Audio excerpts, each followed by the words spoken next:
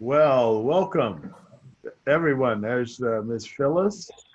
We see Melinda is with us. She's got her audio off, so if you want to say something, you need to know that you have to click that little uh, red microphone button if you're on. And Sheila's with us too now, connecting with the audio. We don't see her. There she goes. Um, Nice to have you guys here with us. We're going to hopefully have a very interesting conversation um, about uh, police using excessive force. But the real conversation is about how do we have that conversation with children in a school? Because if you are in a school, if you're a child in the school, you read the news too if you're at all aware, or you see it on TV, or hear it on the radio or something like that, especially whenever you have a top of mind conversation that's filling the ethos, so to speak, and filling the public conversation. Children have questions about it, and children want to be involved in that adult conversation, even when we try to push them out there, and they will be having their own conversations about these various things that adults are talking about. Kids want to be adults, they want to grow up and be adults. It's just programmed into it. So they have to, at some point, they already are involved in the discussion. The question is whether, as adults, we're prepared to have a discussion with them, and how will we have that discussion. So first, I want to welcome everybody. We have quite an interesting, looks like an interesting group here today. So I would like to just have everyone kind of introduce themselves, tell us who you are, a little bit about yourself, and if you are a teacher, if you teach anything, it would be interesting to know what any experience you have in teaching, because it would be interesting and useful to draw upon that experience as a teacher. So anyone wants to start to introduce themselves? Oh, I can start. I'm Ryan Woodard. I do communications for the South Dakota Humanities Council, and this is a project that I've developed with Lawrence. He sort of had the idea to just get people together and just try to have conversations in light of a lot of the unrest and everything that's been happening. And from the South Dakota Humanities Council perspective, this was something we wanted to try just to see, if we could just have more conversations. And Lawrence knows a lot about interpersonal relationships and how people can feel more comfortable talking to each other. And he believes that that's the starting point for some of these issues in society, is just breaking down that initial barrier. I'm stealing his words here, but that we just get to know each other and just not have these feelings, before we've even talked or anything. So I'm really excited about this project. Okay, good. Someone else? I'll just go and say, my name is Carolyn Speakman. I'm the office manager for the South Dakota Humanities Council. I have zero experience in teaching, other than teaching my 4 kids, or trying to teach my 4 kids what's right, what's wrong, and what to do about it, and how to think and feel and express how they're thinking and feeling about everything that's going on in the world around us. So. Well, that's a perspective that's going to be very useful in this conversation too, as a parent, because you're actually the first line of education for children, and as any teacher knows, that the success of the teacher is really a lot dependent on the interaction between the parents and the teacher. It's a teamwork kind of thing. So your perspective will certainly be useful in this conversation, Carolyn. Phyllis. Hi, Lawrence. Hi, everybody. Phyllis Cole Dye. I live here in Brookings, and not really any teaching experience to speak of. I'm a writer, and I just like to make stuff. And but I do have a deep concern about these matters. And also my son is a teenager. He's a rising senior, and his sensitivity to these matters has really been heightened by what's been going on. And so hopefully things that I can use to expand my own understanding will impact him. Excellent. Thank you very much, and thank you for being here. Is that Norma? Hi, Lawrence. It didn't have your name, so I thought you might want to be anonymous, so I thought I would out you. Well, as usual with Zoom, I'm late. That's fine. That's fine. So, but I made it. Yeah. So, Norma, can you introduce yourself, please? Well, I'm a retired professor of English.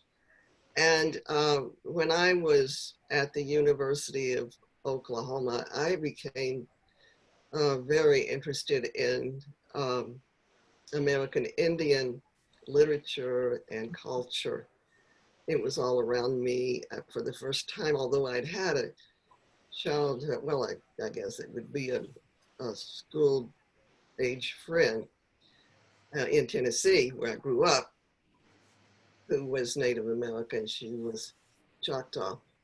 And I'd just not known very much about Native culture until I was there in Oklahoma, and I decided, you know, I'd studied the full range of literature there. I was working on a PhD, and I thought, you know, this other stuff I've studied for a long time, but I want to know more about the literature of the people who were here first. I wanted to know about the philosophy and spirituality of the place where I live and we live. So that's what I studied, and that's what I taught while I was teaching at USD. And now I'm retired, and now I'm trying my hand at writing poems. So I try to write something every day, whether it's really a poem or not. Well, that's Good. what I do. All right. Thank you very much, Norma. Eduardo. Hi, I'm Eduardo Drake. I'm in, first of all, I'm grateful to be here, grateful that you're spearheading this effort to have deeper conversations around these issues. I'm a patent lawyer in Minneapolis, and I have so I'm oftentimes working with entrepreneurs and startups and so forth, which is some of my favorite people in the world. But I also have a startup company called the Oneness Company, which is all about promoting human connection, creativity, and celebration in the world. I believe that many of our problems are stemming from the fact that we have forgotten what true human connection is, something beyond language, beyond words. We've forgotten the skills of making eye contact, holding eye contact, putting really high quality attention on each other. And so I've started this Oneness Company to help promote that. I'm also a father of twins, a son and a daughter, who are biracial, multiracial like I am. And they just graduated from high school and they're about to head off to college. And so I feel a big responsibility as a father. I have their entire lives to really empower them to move freely in the world as humans first, and whatever other labels care to be applied second. So I'm excited to to hear what others have to say about this issue of human connection and all that's going on in the world.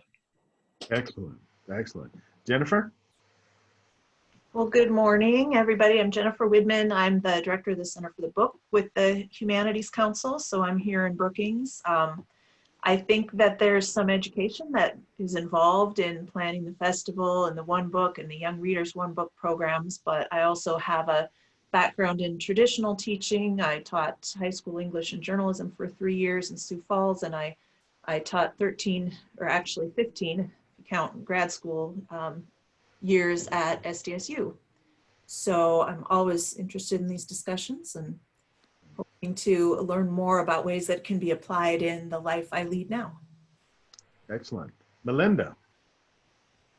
Good morning. My name is Melinda Berdanier, and I am the grants coordinator at the Humanities Council. And I come to this place in my life having had many different jobs because we've moved a lot of times. And so I sort of each time recreate myself.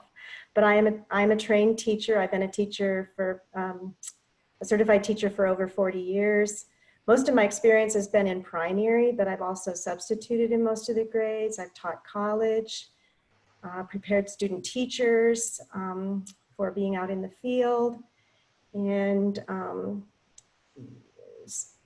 some of my experiences have been with student teacher, speaking about the student teacher experience, some of my experience has been with students who have not had much opportunity to teach children of a different background. And so, you know, just helping them figure their way through that path has been interesting too. So that's where I am, and now I'm coordinating the grants at the Humanities Council.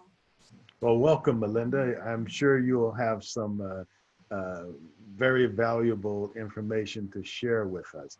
Deb Delaney. Good morning, everyone. I am the Programs and Data Coordinator at the Humanities Council. And my background is I am a trained doula and a veteran and a homeschooler for 23 years. I now have 7 grown children. And I think probably growing up, my best friend was, our neighbor was a Native American. We didn't see skin color. We didn't think, you know, children don't, I guess you have to be taught that. But being in the military for, probably a little under 10 years, the military is a microcosm of diversity. You learn how to communicate, you learn how to get along with people. And I think it was one of the most valuable experiences I've had. Well, excellent, and welcome again. I think we're seeing that we have lots of good experiences to draw upon. I'm going to take it as Niema. I was waiting for that. Yeah, I was saying, okay. I mean, I could go a lot of ways with that. yes, and all are acceptable. My mom has always said, accept everything. Don't call me whatever. Just don't call me late for supper. There you go. Tell us how to pronounce your name, though. How would you pronounce it? It is Naima Thasing. Okay. And I'm listening to these beautiful people. I say, okay, I am all of you. I was going to be a doula. I am a substitute teacher. I'm a para. I have had many jobs, and I have to get together with oneness because that's all right. And so I am a 71-year-old covered Muslima. I became a Muslim in 1999. I lived through 9/11 as a person you could only see my eyes. And in having had that happen, moved to Netherlands to be with my husband. And it was different there in the Netherlands. They had their own 9/11 there with the Van Gogh. And I could go on and on and on, but the main thing is I'm 71 years old. I have had so many different experiences. I worked with humanities with Deb, and done a lot of things. I live in Elkton, South Dakota, and am working with Black Lives Matter, the Justice and Wise Words, and doing all this. I'm historic. I am the only African-American covered Muslima who has been on the city council in Elkton twice. That's right. That's right. Whole state. I am, you are speaking with looking at She Who Is. My experience is I grew up in St. Paul, Minnesota. And well, let us just say, when people do like this, I know what that is. When people do like this, I know what that is. So I'm a Black hippie and everything else all covered. Thank you, Naima. Miss Sheldon, known often as Wild Betty Sheldon. Only in your inner circle, Lawrence. Nobody believes it. Good morning. My name is Betty Sheldon, and I live in Aberdeen. Born and raised here, but moved away for a long time. So I've lived out in the Yakima Valley of Washington, and that was a wonderful experience in many ways. Raised my 2 sons there. Like Naima, I've had a lot of things, experiences, a lot of diversity in my life, which is what has made me as happy as I am. My last thing before I retired and came back to South Dakota was I managed a Motel 6 in Lincoln, Nebraska. Very diverse and wonderful community. Might have retired there, but I wanted to come home for various reasons. So I've never had so-called career. I've had a lot of really interesting work and jobs and experiences. I couldn't have retired back home if I didn't anticipate and hope that there were going to be a lot of people here that didn't look just like me, which was not the case when I moved away. Because having lived in larger communities where you have the advantages of having so many different people to get acquainted with, I'm a kind of a, well, semi-professional foodie. I have worked in the food industry or in healthcare with food services.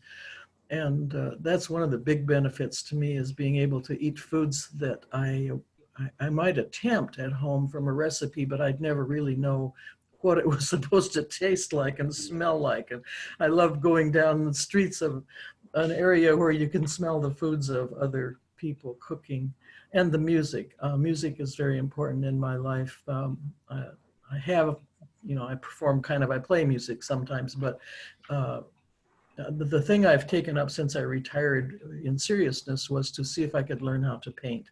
So I am a painter, plein air painter during the summer when the weather's good. Not brave enough to do it much in the winter. And then I paint in studio in my home when the weather's more conducive to that. So I have a diverse life myself, part of it of my own making and part of it just by the luck of being around people like Lawrence Diggs. So yeah, you can't just jab me and not get jabbed back. So I'm grateful to be here this morning. I'm really excited that this is happening. I wish everybody in South Dakota would chime in. God knows we need it, but I anticipate a good bunch of people we may trickle in, but I'm glad. So good morning. Yeah. And the next person, I can't see your name. All I know is your name is Mike Off.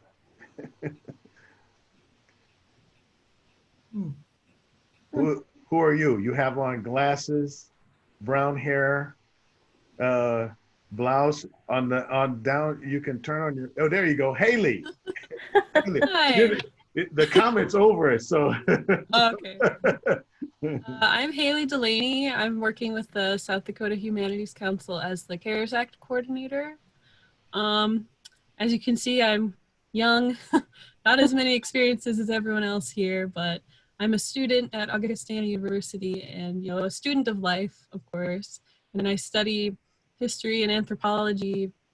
So I'm really interested in humans, humanity, and I'm excited to be here.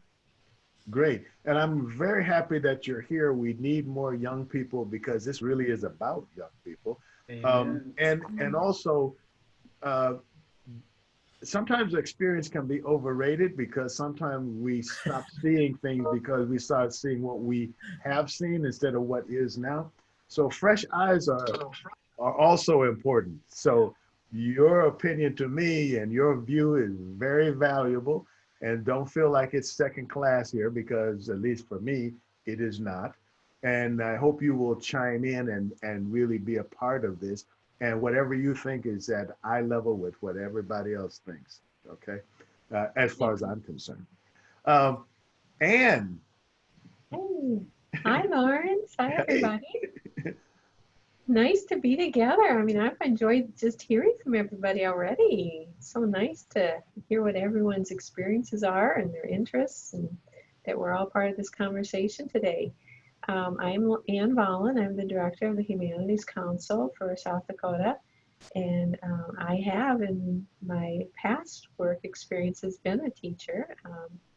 I actually started out teaching preschool, and then when I got graduate degrees, I began teaching at the college level in different classes and different subject areas. So I like to say that I have worked with children when they're first going away from their parents, sometimes the very first time that they've been away from parents and had someone else that has been the person that they've been interacting with, to children who are leaving home kind of for the last time, who are breaking those bonds and moving out into their own world. And I've always thought the experience of just having people together in a classroom was so valuable, that they learn from each other, and that if we set up a respectful classroom with lots of different experiences, and that you make sure everyone treats each other kindly, and that you say this is how we're going to interact, was an important part of teaching for me, whether it was working with 3-year-olds or 21-year-olds. So I'm glad to be here and glad to get to hear and listen and talk about all these different ideas with Lawrence as our leader today. So thank you. Thank you, Ann. Miss Sheila, how are you today? I'm good. Nice to see you, Lawrence. Can you introduce yourself and tell us at least a few of the great things that you're doing? Because I know you do lots of great things. Well, that's very kind of you. I'm the old person in the crowd. I just joined the octogenarians on the June 10th. I have been a teacher. Don't look a day over 35. Thank you. I'll send you a quarter tomorrow. Okay, I'll be looking for it. I've taught preschool music, 5th grade, remedial reading, all kinds of different things, 35 years as a piano teacher. And I continue to facilitate adult study groups at this time. I'm very interested in what you're doing, of course, as you know a little bit about me. Our daughter Iris came to live with us in 1969. She is deceased. She is buried next to her birth mother in Cannonball, North Dakota. And now everybody knows where Cannonball, North Dakota is because of the pipeline and the sit-in a couple summers ago. And so I've had an interest in racism, especially in Aberdeen, which is often described as subtle. And I guess that word can be used, but when it's happening to you, it doesn't feel subtle. So I'm very concerned about that. I am a writer, and at the present time, I'm serving as the chair of the Aberdeen Area Diversity Coalition. And that's how I really got to know Lawrence and Betty and some other people. We're stuck right now because our purpose is to creatively connect the diverse cultures of Aberdeen. And with COVID, it's really hard to be person to person. So we continue to meet by Zoom. We do a lot of connecting needs with resources, but we aren't able to connect, people to people right now. And I think that's about it. If I bow out early, it's because I have someplace else to go. But I'm so glad that you're doing this. I sent an email to our stakeholders this morning, so possibly next time there will be more that will join. Well, thank you all for showing up and being a part of this. It happens because you're here. It happens because we can share. So it's the first step is how they say 80% of everything is showing up. So you already showed up. Now the next thing is to show out, as they say. And that is, we need people, we need your opinions. It's not really about what I think. I see my role as stimulating or facilitating the discussion. I believe in the wisdom of crowds. I think that all of us together will always be smarter than the experts, because that's kind of the mathematical way that it worked out. It is actually a thing, wisdom of crowds. That's one of the reasons I believe in doing this. Today's subject has to do with, let's say, excessive force by police. But it's not just really excessive force by police. Next week, we're going to have the Chief of Police of Aberdeen to have this discussion with us. And so I hope you'll show up for that. But the articulation today is, how do we talk to children about this? My first question to all of you, just to see where we are, is, should we talk to children, and at what age should we talk to children and engage them in a conversation about excessive police force, especially when they'll see it on the news, hear adults talking about it, all of those things. So it's not like they don't know, but at what age should we engage them in a conversation, or should we? Been there, done that. Okay, tell us about that. My children are biracial, and even when I was about to get married, because I grew up in a Swedish Lutheran church, don't you know? And so even before I was going to get married, it was, well, think about the children. You know, you don't want to do this to them. And it dawned on me that there was yet another situation that I had to deal with. But my son, being an African-American son, he had to know at 5, because he needed to understand that people were going to look at his back talk as not being productive. And as an African-American person, as a female, I knew, number one, I was supposed to know my place, which I did because my mom said I could be anything, including an astronaut. I told her wasn't going to happen. Knowing that as an African-American, I was looked at as a non-person. I mean, I knew my history, and I knew that there was a bill that was passed to make me a person. So having known all that, at 5, he needed to know, along with my daughter. My daughter needed to know a little bit more about feminine charm. That's a whole nother topic.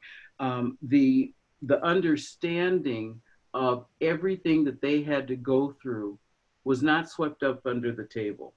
It was not something that I could in good conscience do, because if you don't look at a situation and say, this is what it is, what do you think, how do you feel about this, and looking at how you act and react, go forward from there.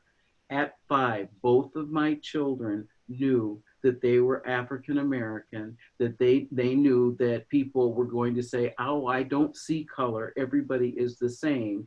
And I had to let them know what that meant, along with those people. Excellent. Thank you. Anybody else? You have to turn on your mic there, Melinda. I'm sorry. I think in light of everything that's happened more recently, I've had kind of an awakening about all of this, because I think in my past, I would have said the answer would be something like, yes, certainly we need to talk to children about these things. We need to protect them at some level, but we also need to reassure them that, and then the next statement, that these things are unlikely to happen to you. And I feel like that's a real whitish perspective, right? Because as a white mom with 2 sons, I had a totally different experience than people of color who have sons and what they go through with, you know, like Naima saying that she needed to prepare her children in a different way. And I think it's something that we have to broaden our thinking a little bit. Like, I can't go in that direction necessarily anymore with the reassuring of this probably won't happen to you. 11 o'clock. Anyone else? Yeah, I'll chime in. I think that I don't think we should ever hide the reality from our children. I don't think they learn how to navigate reality by hiding things from them. I think it can be challenging to have conversations about what's going on, but that doesn't mean that we should run away from them. I always embrace whatever questions my twins asked me, and I tried to answer them the best way that I could, and and breaking down language so that they could understand it. So I think it's very important that we have these conversations, and that we're very thoughtful and conscientious about how we're having them and what words we're using, and being very, very cognizant of that.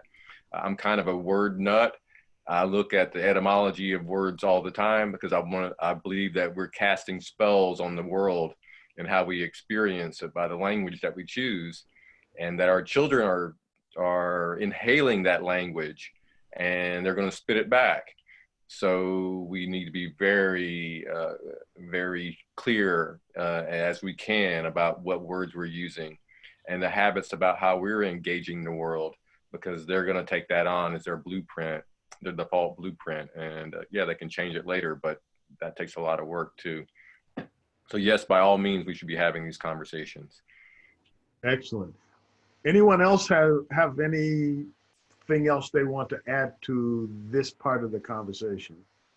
I'd just like to add something that my grandson said. My grandson and his family live just a few blocks from where George Floyd was murdered.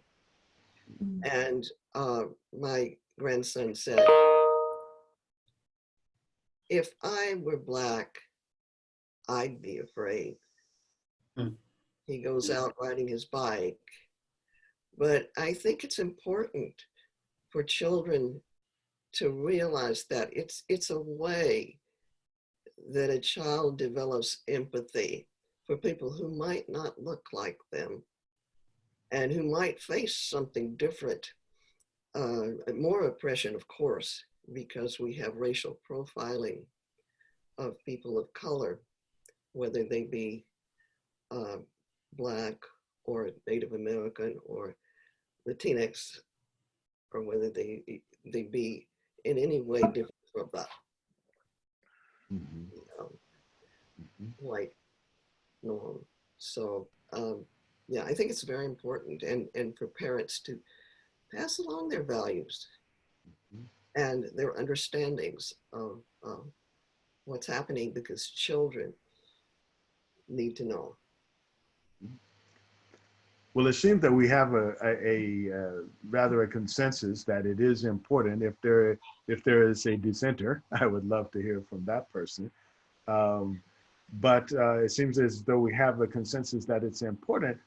Now, I think Eduardo brought up an interesting point, and it really goes right along with this, and that is, okay, we may think that it's important and feel that deeply, but we may not always be prepared to follow through on what we believe, simply because we don't have experience, we may not have the words, we may not be sure how we feel about it.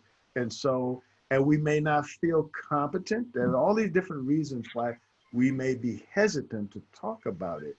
Before I go down that road though, Paul, you just joined us. If you want, you can, we'd like to know who you are. Like, tell us something about yourselves, because we're all homies here, you know. or is that just a sign? Or do you know how to turn yourself on? Is over to the left. There you go. You can talk. Yeah, no. I'm here. I am a good friend of Ryan Woodard's, so he invited me this morning. Sorry to be late to the party. So I just tuned in if you noticed that. And yeah, just here to hear the conversation and be part of a good community. And I'm currently living in Los Angeles, but I grew up in Brooklyn. And yeah, happy to just see what this is all about. Okay, thank you for joining us. So to get back to the question or this part of the conversation, how do you talk about this? I just like, because we have different people have different levels of engagement. How do you bring it up? What do you say? How do you approach it?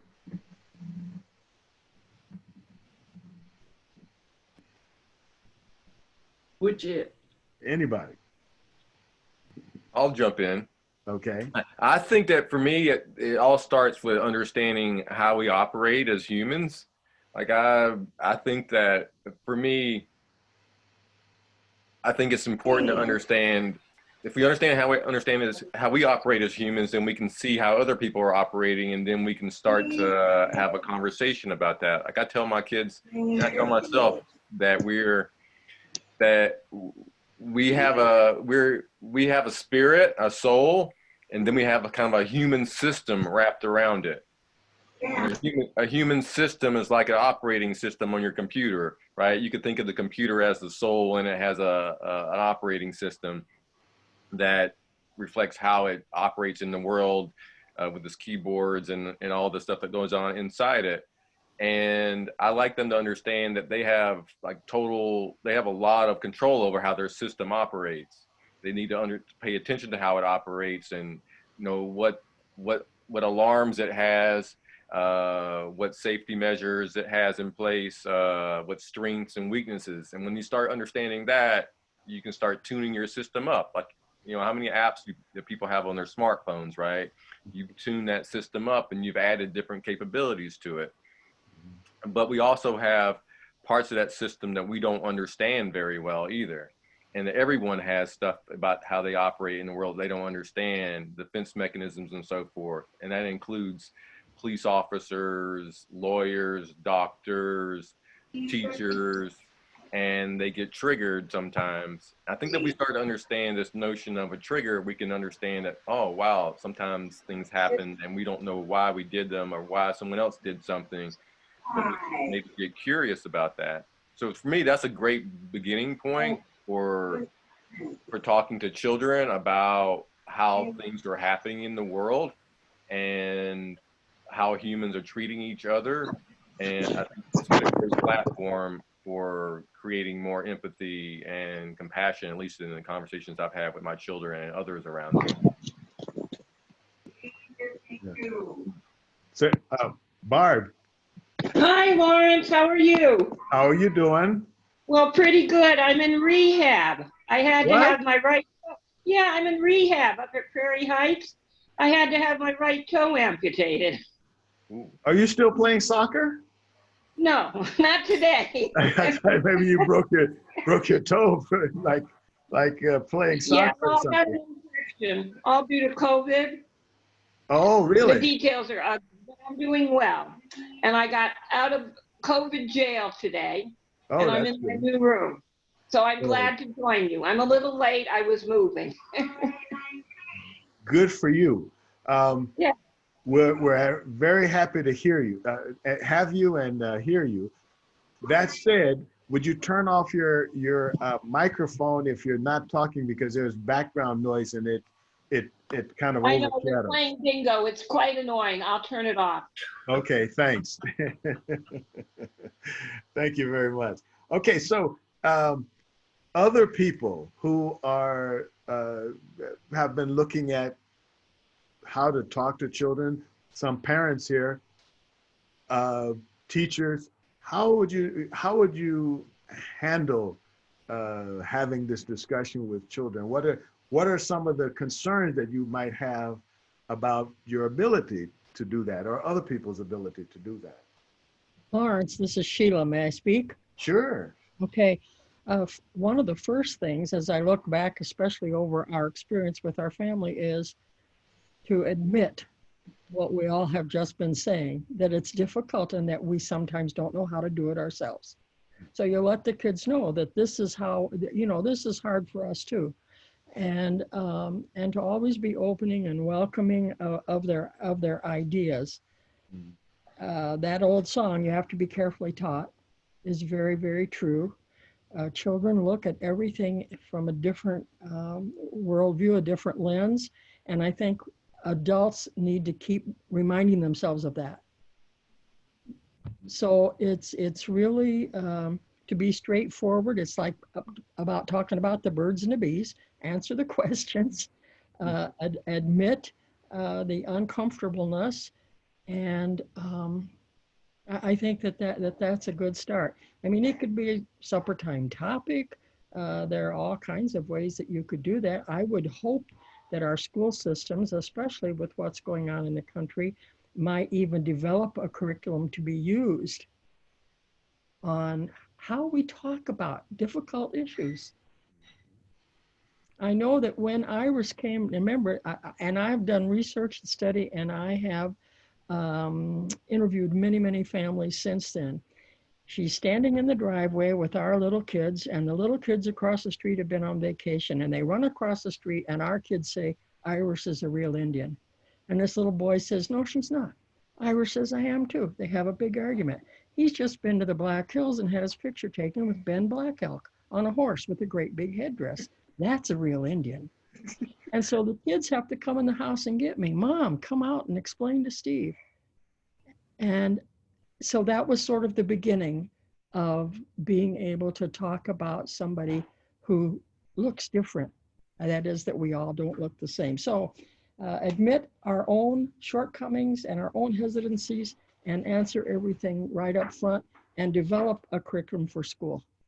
That'd be if I could wave my magic wand. Yeah. You know, you bring up a very interesting point that we often neglect. One of our great powers in communication is 3 words: I don't know. You know, and with children, I don't know, what do you think? You know, that's always a useful phrase too. But I'd like to hear some other people's input into how you might bring the subject up. When do you know that maybe we should have a conversation about this? Other people. Lawrence? Yes. This is Barbara. I have to share my story. Sure. I think parents can you hear me okay? Yes. Okay. I think parents can do a good job by providing culturally diverse playthings. I know when I was a little girl, I was born in 1948, and I can remember my very first doll was a little baby, black baby. And it was just my most favorite doll. I still have it. And I can remember people went on trains then, and I would take my little doll everywhere. And we were sitting on the train and going to the dining car, and all of the service people, like the porters and the dining room waiters, were all these wonderful African-American men. And they loved my black doll. And so I think that parents, starting when children are really little, can facilitate that kind of, you know, understanding. And like I said, I still have her. Okay. So, you know, that's my story, and I'm sticking to it. And they've stopped the bingo game now, so the noise level should be better. I hope they won a lot of money. You know? No, I don't play. I close the door. I turn on music. I'm not ready for the nursing home yet, Lawrence. Not ready for the bingo game. Good to see you. Good, because we need you out here. Anybody else have something to add to how do you bring it up? How do you have this conversation? It's sort of a quip. It's a lot easier when your children are the same age that you are. I had my children when I was 17, and I was terribly ill prepared for life because my mother was also terribly ill prepared. So, you know, I learned a lot from trying to stumble my way through. But now that my children are almost 60 and I'm 76, we can have very wonderful conversations, and we do. Somehow they still love me in spite of all my shortcomings. But and also, I mean, silence is not golden. When you come to issues such as this, the more that is said out loud, the more people will feel courageous enough to say those words out loud. And I think that's the beginning of it for those of us who are pretty old school, that some things just weren't talked about even at home. God forbid you should ever say those words to anyone else, even your doctor. So let's talk about it. Sure. I'm gonna add one thing. I was listening to a speaker a few weeks ago, and just about racism in general, and she was talking about how there's this notion of being the whole color blindness issue. She narrated a situation in a grocery store where a mother would be with her child, and her child would point out that, oh, there's a black person over there, and then the mother would go, shh, we can't say that. And it was so profound in a way, because if the child would have pointed out, wow, there's a really tall white man over there, right? It probably wouldn't have gotten that same response. Yeah. And so something so seemingly innocent really starts this cycle of understanding, like, oh, I cannot, like, black isn't good. That difference isn't good, and I can't even, it's not even okay for me to notice it, or if I do notice it, I can't even speak to it. Yeah. That had quite an impact on me. And I'll just add one other story about that, because I grew up in the Deep South. My father black, my mother Hispanic from El Salvador. And kids would come up to me as a youngster in first grade and want to touch my hair. And they want to know, well, what are you? What are you?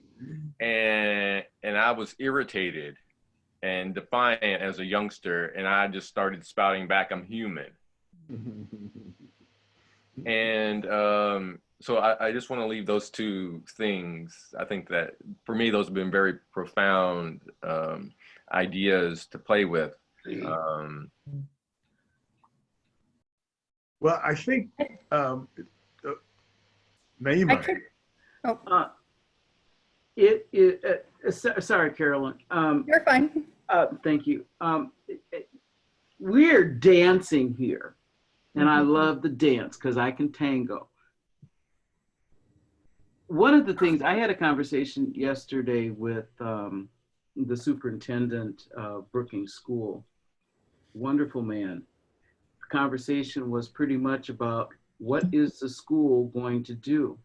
And the beautiful part about what this man is doing is he's going to talk to the people that have your children for the most of the day, starting with the younger children and the older children. He's talking to the teachers. He's talking to the people that are working with the children. Your children are going to have conversations with you, at supper time. And this is, I talk to my mom, the kitchen is that heartbeat. He's working on trying to bring it from where the children are going to learn a lot. He is looking at, we talked about things, cause and effect. Why are we here where we are? Why is it that you can't say, oh, look at that black person, so on and so forth. The reasons why, in a nice, interesting, engaging, involving situation for the people and the children, because the teachers get it, the children get it from the teachers, the kids come home and they talk to the parents, and the parents are able to work with the children, because then they can bring it back to the school. And I am so proud of him for having that conversation and working towards doing the cause and effect so that all of this can be put to where it needs to be. An answer, a true answer. Why are we here? What happened with George Floyd? That 8 minutes and some odd seconds, he was less than. And why is that? And then you back up and you do that, and you back it all up to where everything happened. And it wasn't just coming here from Africa. And I'm going to stop talking. Well, thank you for your input, because I enjoy the fact that you're talking. I want to ask Haley how she's feeling about when would it be good to have the conversation? What kind of conversation have you had or wish you had to help you understand, to place in your mind what's going on with those individuals who have the power of policing, who are, let's say, excessive in the way that they respond to a police call? Well, at least with the people that Talk up a bit. Oh, sorry. Okay. At least with the people you know and the people around you, like, the news is everywhere and it's always on. You know, you go into a gas station, there's a TV playing the latest update. You listen to the radio in the car and it's talking about it. So I don't think there's an issue with not finding the right time to discuss it, because there's always an opportunity wherever you are. But yeah, it's just kind of deciding what the best approach is. And like, depending on who you're talking to, if you're comfortable, like, bringing it up, or maybe they bring it up. I know a lot of people that I've been spending time with, you know, they just see so much of it, they can't help but want to talk about it.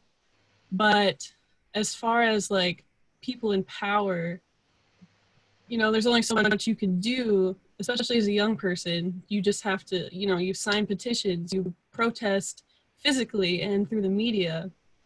You know, it's like, it feels very limited, especially right now with the coronavirus happening. You can't really go anywhere as much. You know what I'm saying? Mm-hmm. Yeah. So what kind of thing? There's some noise somewhere. Oh, there we go. Tell us a little bit about what kinds of things do you wish that people had talked to you about earlier? I mean, we're at a George Floyd moment, but what happened to him is not new. Nope. You know, it's like this is not a new thing. The difference here is that someone caught it on camera, and we had a person who was committing this crime with absolutely no emotion. That was striking to people, that a person could, knowing that he's on camera, knowing that people are watching, slowly kill a person and show no emotion. I think that struck people, and they finally got it, that there are some people in this world who don't care, you know, and maybe that's their mission in life. They feel good about it. So, but these aren't new. It's just that now we can see it. So that brings the question, what do you wish you had seen or known, or someone had talked to you about before this moment? I definitely wish there was more, because like, we live in the majority white Midwest, right? So, you know, the curriculum in school, if we talked, at least when I was younger, if we talked about race relations or just race at all, it was usually very focused on like the past, you know, like the Civil War. We didn't really talk about modern race problems, not until I got to university, you know? So this whole conversation about when and how do we bring things up to kids? You know, like Naima was saying, like everyone was saying, like it should be a part of curriculum from very young because it's a very real issue. And I don't know, here's a story. When I was like younger, like 13, I've always had a Black friend, like a very close Black friend, like all my life. And one time we went into a store that I had gone into multiple times by myself. And I had never like even been approached really, like I was just allowed to shop in the store. But I came with my Black friend one time and, you know, we were being just young, just walking around, looking at stuff, not even doing anything disruptive. But there was a worker following us into every aisle, and I had never experienced something like that before. So that was an opportunity for my friend and I to have a conversation about race, about what she has to deal with and has always had to deal with. So, you know, part of it is you, like in your life, you will have personal experiences with this, but especially as white people in the Midwest, we have to be taught it or to seek it out ourselves, you know? You know, you bring up a very important point, Haley, and a lot of times we think of teaching as synonymous with talking, and it is not. You know, that is one of the tools is talking, but the experience that you had is a teaching moment. It's a teaching experience.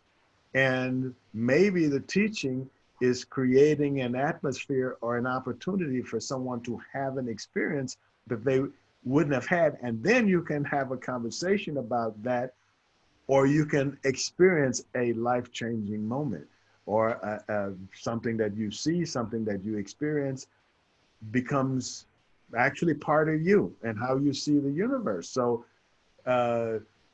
maybe the teaching is like creating the opportunities, and that will start with us. Like if you're gonna have your kid have a Black friend, maybe you ought to have a Black friend that, you know, so that the kid feels like it's okay. And also you have other friends, and it just becomes something that you do as opposed to something you heard about in class, as, you know, like, just like you learned about water is H2O, you know, it's just another thing. It's there somewhere, you know.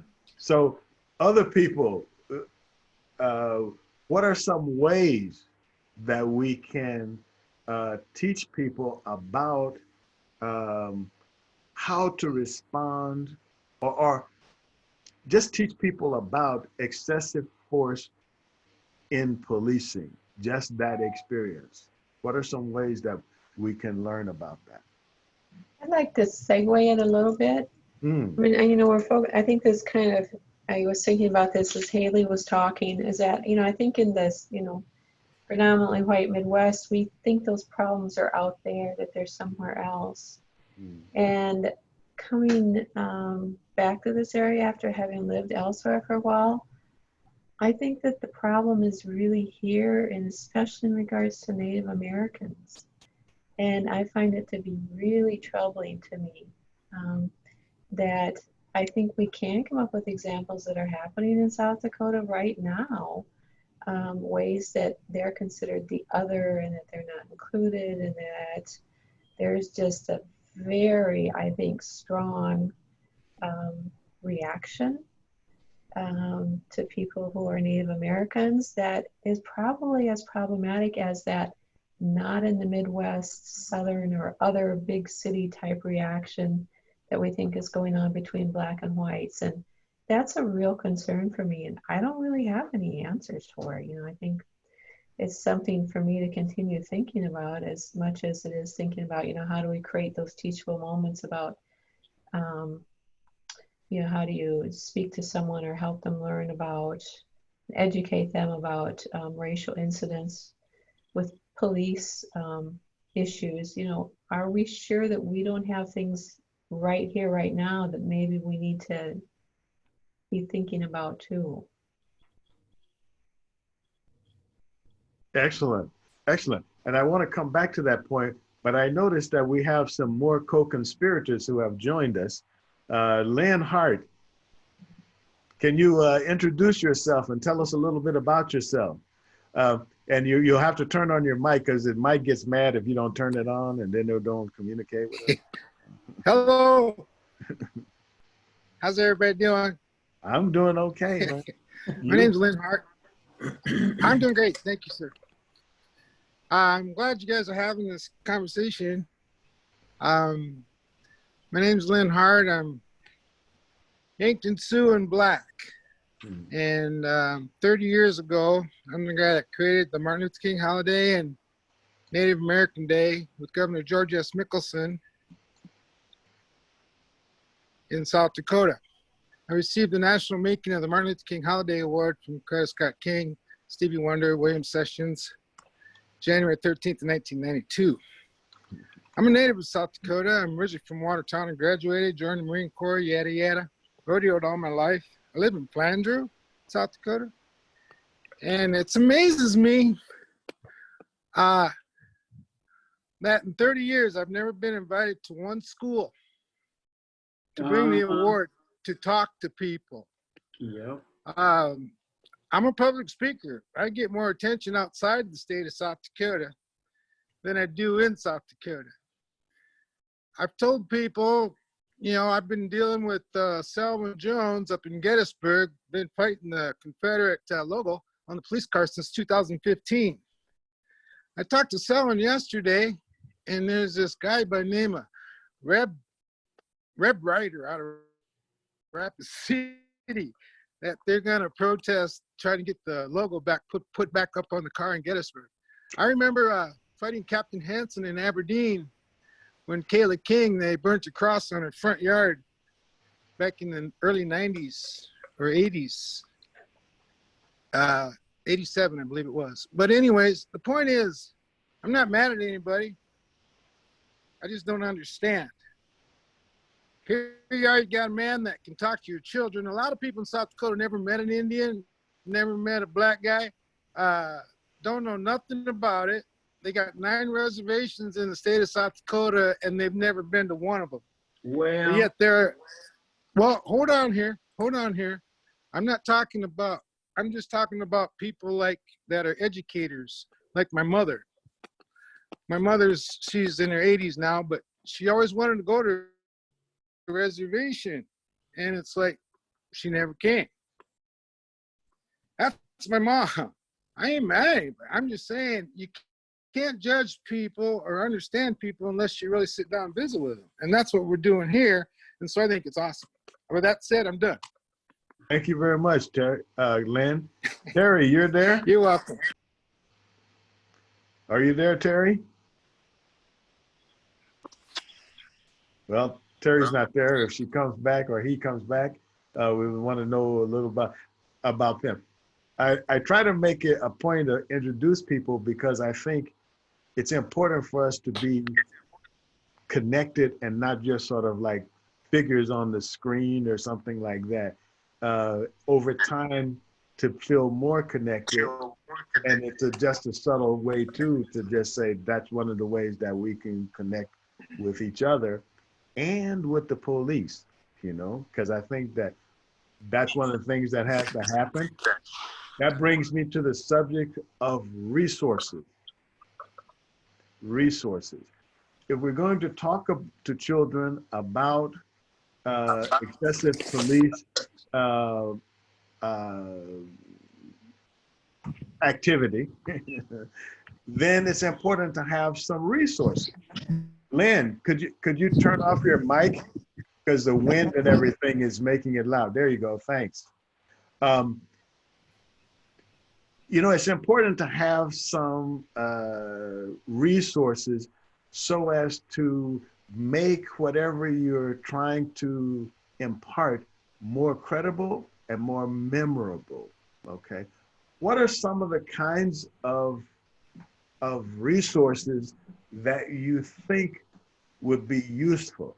And I'd like some of the people who haven't said anything to add something. Phyllis.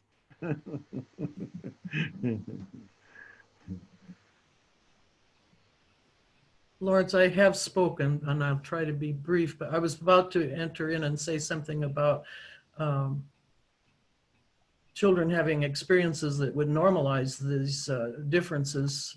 And then when Lynn came in, I was very glad to hear what he had to say. I have the advantage and privilege of having lineal descendants connections to the Sisseton, Wahpeton, Oyate. I have a great-great-grandmother buried there. And when I first retired back here, one of my priorities was to, because we, as a family, my mother is the descendant also, we never lived close to the culture, didn't know the culture. She was of an era that it wasn't real smart to speak up and say you were Indian. And I look a lot like my mother did. So I was shocked one time when I was driving between Aberdeen and Sisseton to go up there, or maybe I was on my way back. I think I was coming home from the powwow or something. And I'd stopped to get some ice cream or lunch along the way in a very small town, a very small cafe that wasn't busy. And the lady running it and I talked, and I told her where I'd been and what a wonderful time I'd had. And she seemed shocked that I would have gone there. And then she told me she had an 18-year-old daughter who had been invited by friends to go to a powwow down in, I think it was the Yankton area. And she didn't know whether to let her daughter go or not. Well, I was more shocked than she was about me having gone than that she was putting that out to me. But I shouldn't have been, but I hadn't been living in Aberdeen for a long time since, you know, I'd gone away and now come back. So I think it behooves those of us who don't live on the reservation or don't have any personal acquaintance with reservation life and culture. There are a lot of Native people here in Aberdeen, but it's not a very happy place for some of them. But to go, take upon yourself to go to the information, go down and attend the reservation events. Powwows in particular, they welcome people. And it isn't like we always have to convince them that we're friendly, they can come and tell us about it. Just go experience it. Meet some people. And, you know, I've been here now for 10 or so years, and my connections, of course, give me an advantage because I was welcomed immediately and introduced as a relative and had my lineage on the tip of my tongue, and that's the way we do up there. But it's a big part of my life. It has added so much now to know my relatives, and so just get acquainted. And then it will become normal for you, so you won't feel the awkwardness when you meet somebody in the store or on the street to just say hello. You don't have to say, where are you from? What kind of Indian are you? What's your background? Are you a real Indian? Do you speak your language? What kind of things do you do? You know, what's your religion like? All that stuff. It's there, and they're not quiet about it, but why should we be the ignorant ones? Why should they have to explain their faces or their shoes or their ways of being, their long hair? You know, it's our responsibility to cure racism if it can be cured, or to do away with it, but educate yourself. And I'm not speaking to you directly, I'm just saying, this is what I think about it. It's our problem. It's the white people have the racism problem. The rest of the people who are other bear the weight of it, and many of them are sick because of it. And that costs all of us in so many ways.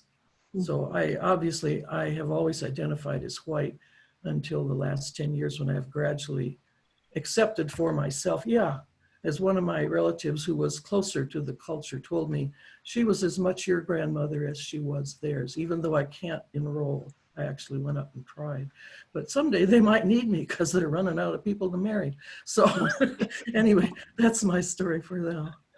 Yeah, Lawrence, I'd like to add that, you know, kind of being sidelined at the moment, that I think there are literary and nonfiction resources that can be read.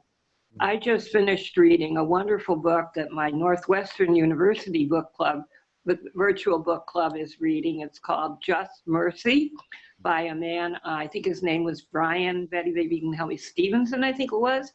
And he ran a legal program for basically Black and children and Native minority people who were on death row in Alabama.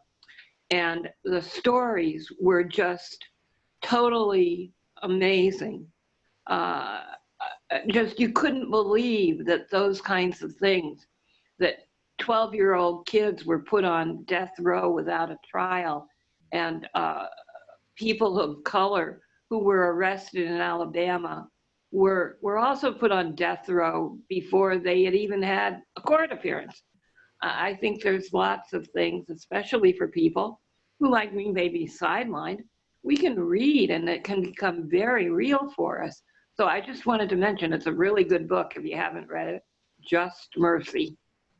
Thank you so much for that, Barbara. And just as an aside, we do have this chat thing. So if you have some resources and stuff, if you could type it in, there's a little speech bubble down. It says chat. If you click on that, if you can just write any resources that you think of in that little chat box. And then if you look on the right lower corner of that chat box, there's 3 little dots. If you click on that dot, or if you click on that little square, then you can actually save that chat. So if anything that people put on it, if you know, like resources and stuff, you can go back to that. Now after a word from our sponsor, we'll come back now to like resources, more resources that anybody can suggest of. Eduardo had suggested in the chat that actually the reservations become they are resources, right? But I would like to add something to that. A lot of times when we think of Native people, we think of them as kind of like an icon, almost like that wooden guy sitting out in front of the general store. They're people first, you know, get to know them as people, you know, like include people, just have a conversation.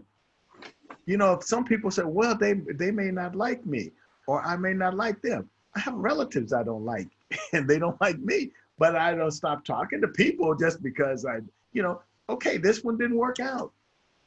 There's others, you know, but if you are open to it, I believe, because it's been my experience, that you will find people that you connect with, not necessarily as an Indian, as a human being, and then they also have this other perspective that, you know, that you wouldn't be aware of. They have experiences that you wouldn't normally be aware of. But now returning to that resources, and in this specific case, I'm looking for resources that will help us to understand the police and understand what other people experience with the police, and therefore help us to understand how we experience the police. Any resources that people might have. Yes, Phyllis. I was put on the spot, Lawrence. Yeah, I like to put you on the spot. Well, you know, I feel like my role here feels more like I need to listen. But one thing that's rolling around in my head is the case of Molu Zarpale here in Brookings. I don't know if you've heard about this 10-year-old boy. His family had immigrated from Liberia, and a couple weeks ago he drowned. That's what's said, in a pond.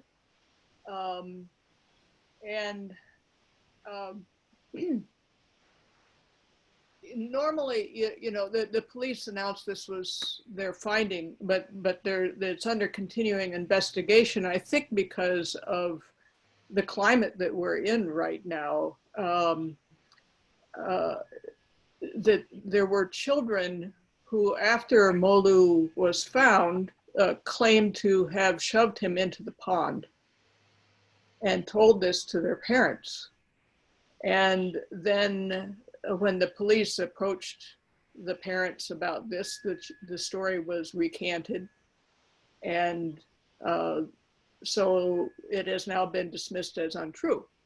Well, first of all, where does a child feel the impulse to make up such a story? Where does that come from? how does that story get dismissed? Is that appropriate or not? Even before an investigation was done, we take the word of the parents that this was not true. I don't want this to be true. I don't want it to have been a child killing another child. But I think that before my consciousness had been raised, I would have been more apt to just accept the police version and to not be suspicious. And you know, what Ann Volin was saying earlier about, you know, we have problems here too, and we white people just don't see it.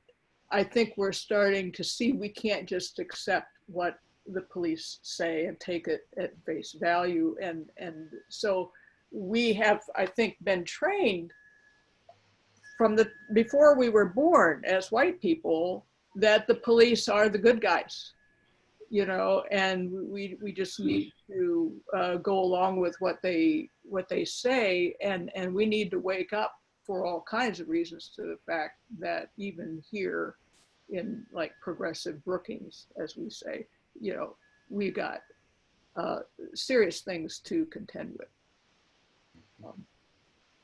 I'll stop there. It's just on my heart a lot right now. Thank you very much for that, Phyllis. I will remind people that there are folks are adding some resources to the chat, and if you have some, we'll be certainly interested in that. Someone was just going to say something. I was just going to say I can kind of add two things to what Phyllis was talking about, and when you're talking about the case of Mole, and I haven't been able to understand how anybody can come up with fabricate these stories or what inclines people to say things, because through this whole process, there was also a comment made, and I think this comment was only made because of everything that is going on. But somebody on social media had made the comment that they stopped looking for him the first night because he was Black. And the reality is they didn't stop looking for him because he was Black. They didn't even know if he was in there. They stopped looking because they weren't trying to endanger everybody else. Man. The fire department into a place where they were feeling his father used to be part of the fire department. I mean, so he was a Black man on the fire department. The fire department was trying to do everything they could to help their fellow brother. And so I just don't understand why people are coming up with, or, you know, what makes people want to say any of these types of things. And then I lost my train of thought on the last thing I was going to say, but yeah, I mean, so just going like, I don't understand why these kids came up with this story, but I also don't understand coming up with these other stories and trying, it's like they're trying to instigate, a war of. Oh, okay, thank you. And hold on, can you guys turn off your mic if you're not talking, because it's really hard to hear when that happens. Okay, go ahead. But I keep seeing where there's more and more of that. And I think because of the climate of things that are going on, like more and more people are trying to fabricate or come up with stories or think that they know what's going on because of what's going on around us, if that makes sense what I'm trying to say. But I mean, it just really took me back, being a firefighter's wife, that somebody actually thought that maybe my husband left that situation in the middle of the night because of the kid was Black. My husband loves kids no matter what, you know, so that was really hard to take into, but that's just something we're living with on a daily basis as well. And then, as Phyllis said, like, we teach our kids from an early age that police are good and that we should just listen to the police and agree with everything they say. And I'm guilty of that. I've always taught my kids that. But I have a 21-year-old right now who is fearful of the police. Like, he has left the store because a police officer walked in. And I said, what is wrong? Like, what, you have never had any interaction with the police. Why are you so afraid of them? And the only thing he can say is, do you see what they do to people? Do you see what they do to people? And I mean, that's kind of deep. And that's like another conversation. Like, how do I have that conversation with him? And he's right.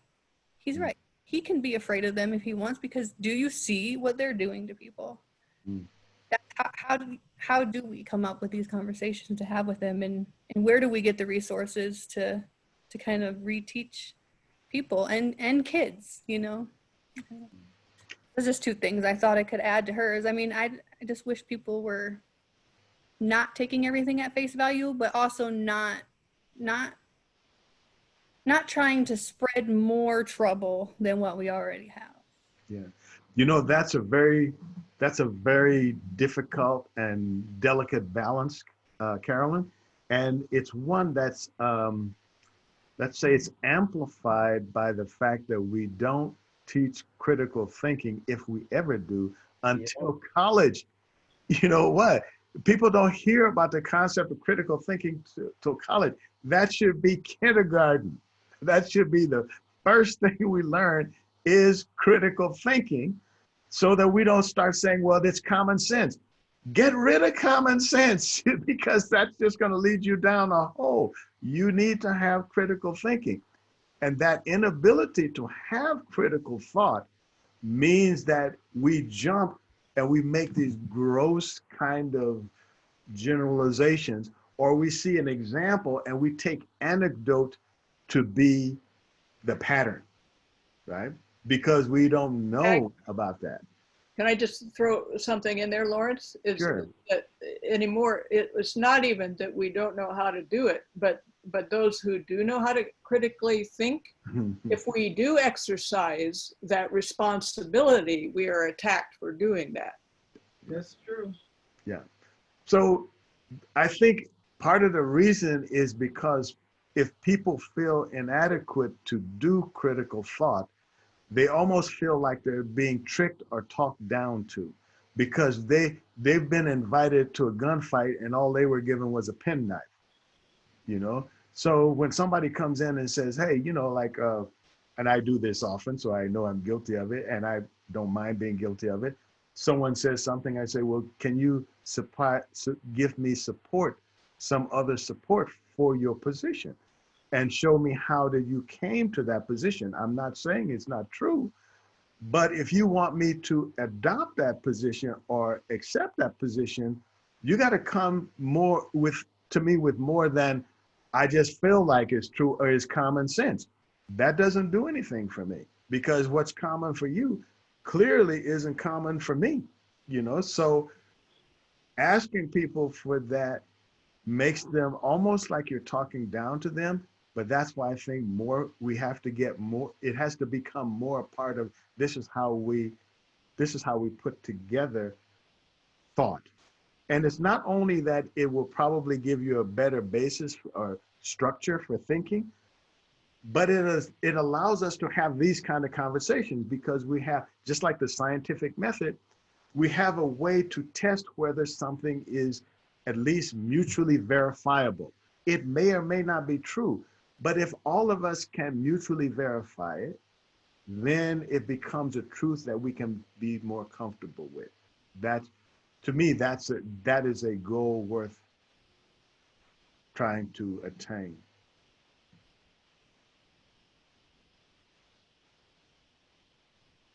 The situation with the media, with Mulu, it got out of hand. We have a group, Justice for Black Lives Matter in Brookings demonstration, Wise Words, and I put in the chat, join the Wise Words and you can get a copy of White Fragility. But one of the things that has to be also spoken of in terms of resources and so on is the fact that everybody looks at what it is in the terms of, is it going to be okay for me? Is it going to benefit me? Is it going to harm me? In the case of Malou, I can't speak to a lot of what's going on because of people that are with the family and so on and so forth. But one of the things that I do know that happened, the person that stated that they had seen somebody do something, that person was told, no, stop. We don't want to have any more trouble. And that's one of the things that happens within society, whether it's going to powwow, going to the reservation, going here, looking at that, looking at this. We had horses that we wanted to just, you know, pay somebody to put them in the pasture. And this man said point blank, he says, you know, you're really nice people. You and your husband are really nice. But my neighbors, I don't know what my neighbors are going to think about you coming to visit your horses. And I said, okay. It is how people have to protect themselves and how they need to be conscious and cognizant and protective. And then you go from there, and then you deal. That goes to your resources and how people have to feel comfortable. How do you have people feel comfortable? You have more things such as this, and you have more conversation, more openness. Heck, I after a lot of this stuff was going on, I said, you know, I'm missing a calling. I need to start a business. And my husband said, what are you talking about? I said, I need to go in there and I need to rent a black friend.